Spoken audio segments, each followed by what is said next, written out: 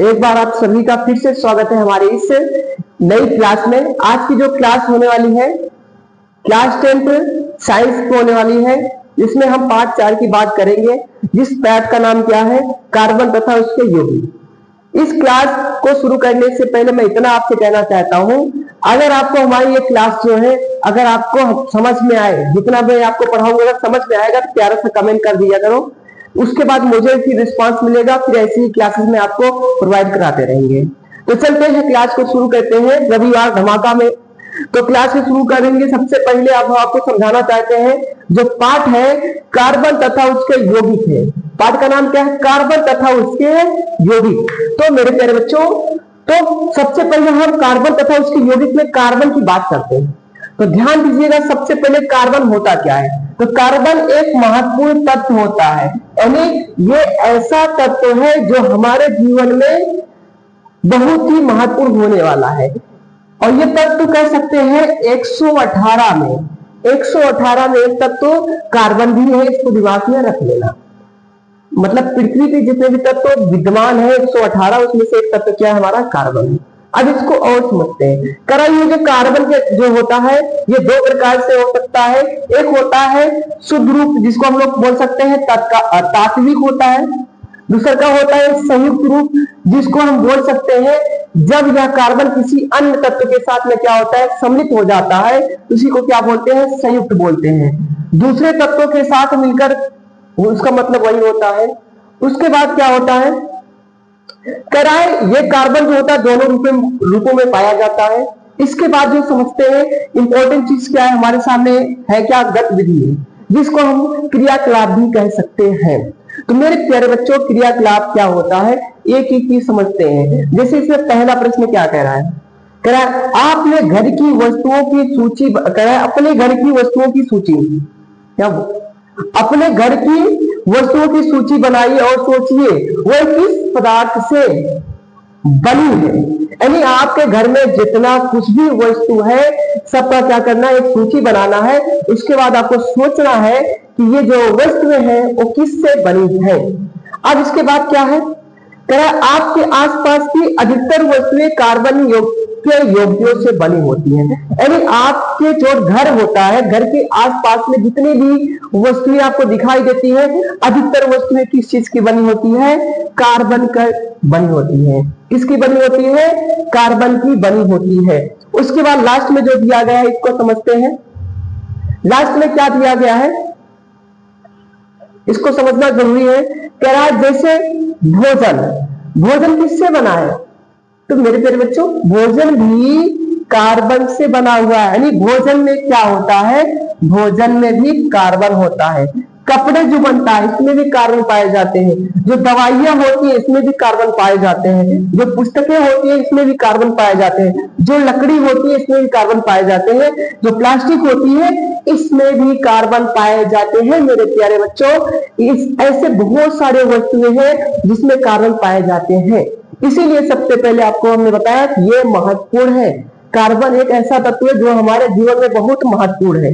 अब आगे चलते हैं। अब आगे समझते क्या है, ध्यान से समझिएगा। अब समझना क्या है?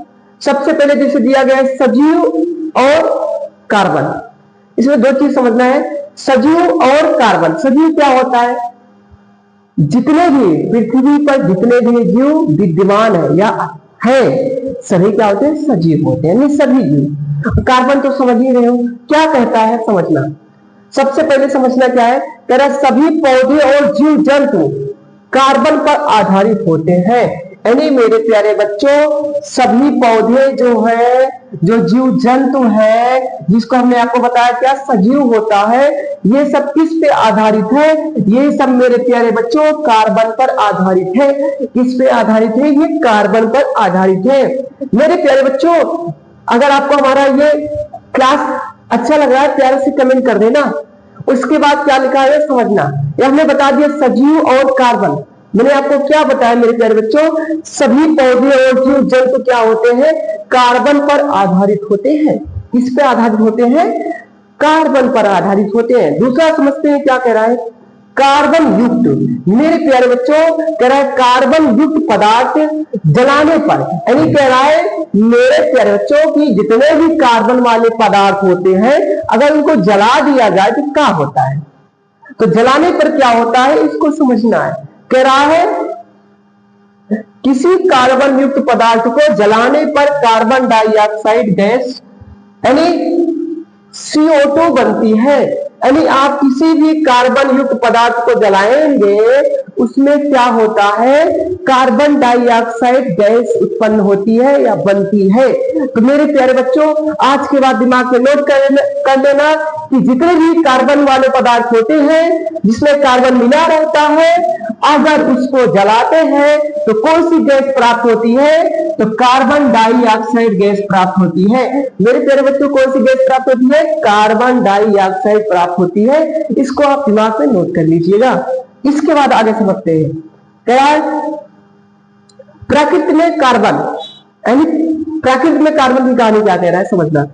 कह रहा है पृथ्वी की पहाड़ी में लगभग, पृथ्वी की जो पहाड़ी है, थोड़ा सा यहाँ पे मिस टाइम हुआ है लिखने में, पृथ्वी के जो भू प्रॉपर्टी होती है, थोड़ा सा लिखने में पहाड़ी नहीं रहेगा, पृथ्वी की जो भू प्रॉपर्टी मतलब जो नीचे है धरातल बोल सकते हैं, उसमें लगभग कितना परसेंटेज, कह रहा मेरे प्यारे बच्चों 0.02% कार्बन पाया जाता है। यानी धरती के अंदर कितना कार्बन पाया जाता है, 0.02% पाया जाता है।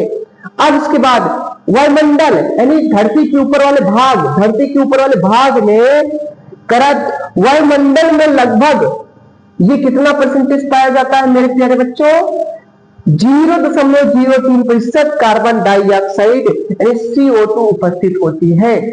तो मेरे प्यारे बच्चों आपको हमने समझाया क्या, पृथ्वी के अंदर कितना कार्बन पाया हो सकता है 0.02% और वायुमंडल में कितना पाया जाता है 0.03% कार्बन डाइऑक्साइड उपस्थित होती है। यानी ये जो कार्बन होता है अगर वायुमंडल है तो भैया ऑक्सीजन के साथ में रहेगा, तो यहाँ हम कार्बन नहीं बोलेंगे, यहाँ क्या बोलेंगे, यहाँ बोलेंगे कार्बन डाइऑक्साइड, क्योंकि वायुमंडल में है तो ऑक्सीजन रहेगा ही।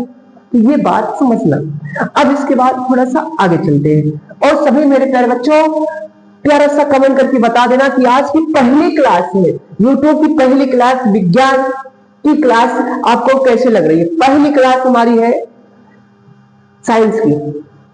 अब क्या कह रहा है समझना, कार्बन मिलने के रूप में, यानी कह रहा है जब कार्बन मिल जाते हैं तो किस रूप में मिलते हैं। जैसे कार्बन मिलते हैं तो सबसे पहले क्या कह रहा है मेरे प्यारे बच्चों, कार्बोनेट के रूप में मिलते हैं। किसके रूप में मिलते हैं, कार्बोनेट के रूप में मिलते हैं। दूसरा चीज क्या है, हाइड्रोजन कार्बोनेट, हाइड्रोजन और कार्बोनेट दोनों मिलते हैं। तीसरा कह रहा किसमें मिलता है, कोयला में मिलता है।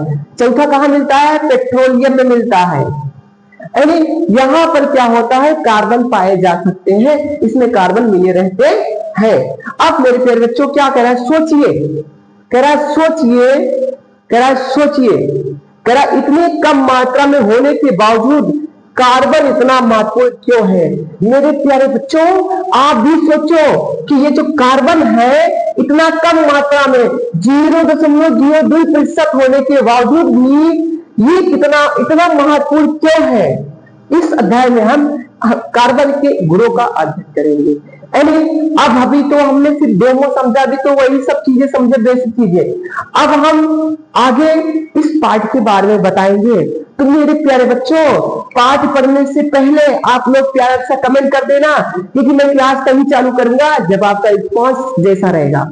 मैं अभी आपको सिर्फ इतना बताया कि हाँ ये पहली क्लास थी, डेमो क्लास थी, आपको कैसी लगी आप में प्यारा सा कमेंट करके बताना। अगर जो कुछ भी नहीं समझ में आया हो उसके लिए भी मुझे कमेंट कर देना। बाकी अभी क्लास नहीं चालू हुई थी, अभी तो मैंने आपको सिर्फ डेमो बताया था। अभी तो हमने सिर्फ आपको क्या बताया, डेमो बताया, कार्बन बताया, बस नॉर्मली कार्बन बताया। अभी तो क्लास स्टार्ट ही नहीं किए हैं। तो क्लास स्टार्ट कब होगी, जब आपका रिस्पॉन्स जैसे रहेगा उसी हिसाब से क्लास मैं आपको चालू करूंगा। उसके बाद हमें कमेंट करके पहले आप बता दीजिएगा, ठीक है। तो आज की बस क्लास यहीं तक रहती है मेरे प्यारे बच्चों।